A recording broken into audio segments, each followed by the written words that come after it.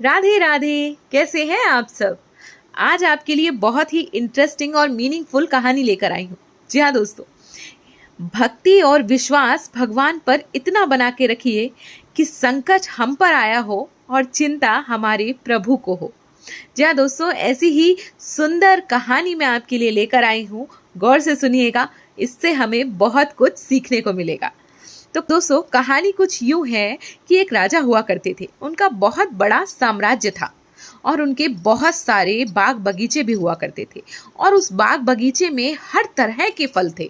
बहुत वैरायटी के फल वहां पे लगा करते थे। तो उस सब की देखरेख करने के लिए उन्होंने एक किसान परिवार को रख रखा था। उस किसान परिवार में जो किसान था वो राजा साहब को बहुत प्यार किया करता था। वो राजा साहब के लिए रोज सुबह सुबह ताजे फल लेके आया करता था, फ्रेश फल लेके आया करता था और सोचा करता था कि राजा साहब को मैं मीठे से मीठे और फ्रेश से फ्रेश फल खिलाऊं ताकि राजा साहब मुझसे दो बात खुशी से कर सकें और मैं उनसे उनके साथ समय बिता सकूं। उसके मन में ये लालच हुआ करता था कि मैं राजा साहब के पास थोड़ी देर बैठूं और उनसे कुछ सीखूं और उनसे दो बात अपने मन की कहूं। तो इतना घनिष्ठ प्रेम था उसका किसान का राजा जी के प्रति। इधर वो सोच रहा था किसान कि आज मैं राजा जी के लिए क्या फल लेकर जाऊं। मैं पूरे बगीचे में टहलता हूँ और देखता हूँ कि आज कौन कौन से फ्रेश फल पके हुए हैं, देखता हूँ मैं जाके। उधर राजा साहब ने अपनी सभा बुलाई हुई थी। सभा में राजा साहब ने बहुत सारे लोगों को इनवाइट किया हुआ था क्योंकि वहां पे ऐसी चीजें चल रही थी जिसकी वजह से राजा साहब बहुत परेशान थे। क्योंकि उनकी जो प्रजा थी वो आपस में मतभेद करने लगी थी, वो आपस में ही लड़ने लगी थी, वो आपस में ही ईर्ष्या भाव रखने लगी थी। तो राजा साहब इस चीज को सुलझाने में लगे हुए थे और इस चीज को लेकर वो कई सारे लोगों की उन्होंने क्लास भी लगा दी थी। इस वजह से राजा साहब थोड़ा सा परेशान थे।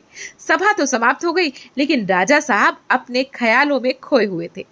इधर राजा साहब अपने ख्यालों में खोए हुए थे, उधर किसान ये सोच रहा था कि आज मैं अपने राजा साहब के लिए क्या लेकर जाऊं, कौन सा फल लेकर जाऊं। उसने ध्यान से देखा तो उसने पाया कि आज तो अनार भी बहुत पके हुए हैं, बहुत मीठे हैं। उधर अमरूद भी बहुत पके हुए और मीठे थे और उधर नारियल भी बहुत ही अच्छा फ्रेश हो रखा था।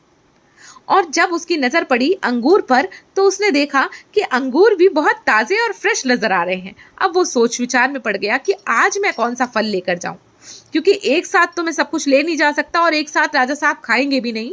इससे अच्छा मैं आज उनके लिए अंगूर लेके जाता हूं, क्योंकि अंगूर अगले दिन थोड़ा सा खराब होने के चांसेस हैं। इसलिए आज मैं अंगूर ले और बाकी चीजें तो चल जाएंगी तो मैं नेक्स्ट डे लेकर जाऊंगा। तो वो अंगूर से अपनी टोकरी को भर लेता है और राजा साहब के दरबार में पहुंच जाता है। उधर राजा साहब अपने ख्यालों में ही खोए हुए थे। वो राजा साहब के पास पहुंचता है, टोकरी रखता है, उन्हें प्रणाम करता है और उनसे कहता है, राजा साहब आज मैं आपके लिए ये मीठे अंगूर लेकर आया हूँ, बताइए खाकर कि आपको कैसे लगे। राजा साहब अपने ख्यालों में खोए हुए थे। बेख्याली से वो उन्होंने अंगूर उठाया और एक खाया और एक उठाया उसकी तरफ फेंक दिया। तो जैसे ही किसान की तरफ राजा साहब ने वो अंगूर फेंका तो किसान कहता है कि हे प्रभु, आप बहुत दयालु हैं, आपका बहुत बहुत धन्यवाद। उधर राजा साहब फिर अपनी बेख्याली में एक अंगूर उठाते हैं, खाते हैं और दूसरा अंगूर उठाते हैं, उसके किसान के सामने फेंक देते हैं। जब किसान के सामने फेंकते हैं तो किसान फिर से भगवान को धन्यवाद देता है कि हे प्रभु, आप बहुत दयालु हैं, आपका लाख लाख धन्यवाद। राजा साहब फिर अपनी बेख्याली में खाते हैं और अंगूर को फेंक देते हैं। ऐसा बहुत टाइम तक चलता रहता है और राजा साहब खाते रहते हैं, अंगूर फेंकते रहते हैं और किसान भगवान को धन्यवाद करता रहता है। तो राजा साहब को जैसे ही ख्याल आता है, जैसे ही होश आता है, वो कहते हैं कि अरे ये मैं कर क्या रहा हूँ। वो फिर खाते हैं और फिर एक फेंक देते हैं अपने होश में। तो उधर देखते हैं कि किसान कहता है, हे प्रभु, आपका बहुत बहुत धन्यवाद, आपका लाख लाख धन्यवाद, आप बहुत दया। तो राजा साहब कहते हैं कि मैं इतनी देर से देख रहा हूं कि मैं अंगूर खा रहा हूं और एक तुमको मार रहा हूं और तुम खुश होकर ईश्वर का धन्यवाद दे रहे हो, इसका क्या मतलब है। तो वो किसान बड़ा मुस्कुराते हुए इस भाव से कहता है कि राजा साहब, आज तो बगीचे में अमरूद और अनार और यहाँ तक कि नारियल भी तैयार थे। सोचिए अगर मैं वो आपके लिए लेकर आता तो फिर मेरा क्या हाल होता। तो सचमुच में ईश्वर तो दयालु ही है ना, जिसने मुझे ये भाव दिया, ये दिमाग दिया कि मैं आज आपके लिए अंगूर लेकर जाऊं। मुझे थोड़े ही पता था कि आज आपका मन अच्छा नहीं है, आपका मूड खराब है, ये मुझे पता है थोड़ी था। ये तो सब उस भगवान की कृपा है। तो भगवान हुआ ना कितना दयालु। तो सचमुच में ऐसा ही होता है, हम सबके संग होता है। जी हाँ दोस्तों, हम भगवान पर अगर भरोसा करते हैं और भगवान पर भक्ति भाव रखते हैं और भगवान के प्रति श्रद्धा रखते हैं, तो भगवान हमारी बड़ी से बड़ी परेशानियों को छोटा करके अपने ऊपर ले लेते हैं। जी हाँ दोस्तों, अपने भगवान पर, अपने आराध्य पर निष्ठा बनाकर रखिए, विश्वास बनाकर रखिए। आपके हर काम सफल होंगे, आपको हर परेशानी से। तो सचमुच में दोस्तों, भगवान हम सब की ना कान लगा कर सुनते हैं, बस हम उस कृपा को, उस अनुभव को महसूस नहीं कर पाते, क्योंकि हम अपनी ही परेशानियों में इतने उलझ जाते हैं कि हम विश्वास करना और भक्ति में कहीं ना कहीं हमारे कमी आ जाती है, जो हम ये सोचने लग जाते हैं कि भगवान ने हमारे संग गलत किया, जबकि उस गलती में भी आपको जो गलती नजर आ रही है, उस गलती में उनका बहुत बड़ा संदेश छुपा होता है कि हमारे संग पता नहीं क्या अनर्थ होने वाला था और उन्होंने इतने से में ही बचा लिया। तो सचमुच में उस बनाने वाले का धन्यवाद कीजिए, उस प्रभु का धन्यवाद कीजिए कि वो हमारे बारे में हमसे पहले सोचता है। आखिर परमपिता परमेश्वर है ना, बच्चों को कैसे ऐसे छोड़ सकता है?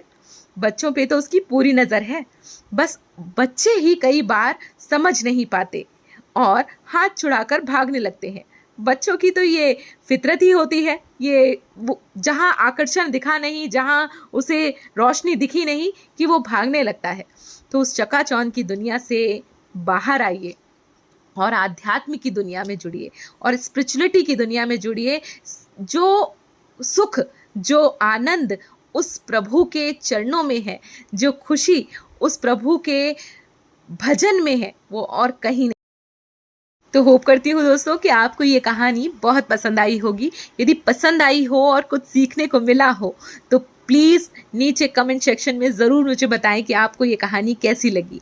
और यदि मेरे चैनल राधा स्मृति को आप सबने अभी तक भी सब्सक्राइब नहीं किया है तो प्लीज़ अपना भरपूर सहयोग और प्यार मुझे देकर मेरे चैनल को सब्सक्राइब कर दीजिए, ताकि आपको मेरे आगे आने वाली वीडियोस की नोटिफिकेशंस मिल सके। आपके इस प्रेम और सहयोग के लिए मैं आपकी बहुत बहुत आभारी हूँ। तो इसी के साथ आपसे विदा लेती हूँ। जल्द ही मिलूंगी एक प्रेरणादायक कहानी के साथ। तब तक के लिए अपना ढेर सारा ख्याल रखिए, खुश रहिए, मस्त रहिए और अपने प्रभु पर विश्वास बनाकर रखिए और उसका सुमिरन करते रहिए, धन्यवाद करते रहिए कि उसने हमें इतना खूबसूरत जीवन दिया है।